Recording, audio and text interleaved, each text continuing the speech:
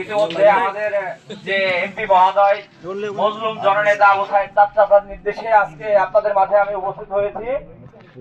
আমাদের এলাকায় দলের নাম ভাঙিয়ে যদি কেউ বিশৃঙ্খলা সৃষ্টি করতে চায়, সেই বিশৃঙ্খলা রুখে দিতে আমরা শক্ত হাতে প্রতিবাদ করব এবং এলাকাতে যেহেতু কেউ কোন রকম চাঁদাবাদী সন্ত্রাসীমূলক কর্মকাণ্ড করে আপনারা আমাদেরকে অবগত করবেন, আমরা সাথে সাথে তার প্রতিক্রিয়া করব এবং আপনাদের সব সময় নির্যাতন এবং কোনো অন্যায় মোকাবেলা করার জন্য আমি মিজানুর রহমান সুমন আপনাদের সাথে আছি।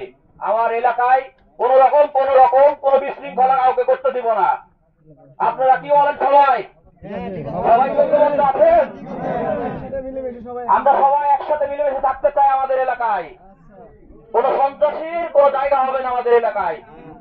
এই বলে আমার কথা শেষ করছি। সবাই ভালো থাকবেন। আসসালামু আলাইকুম।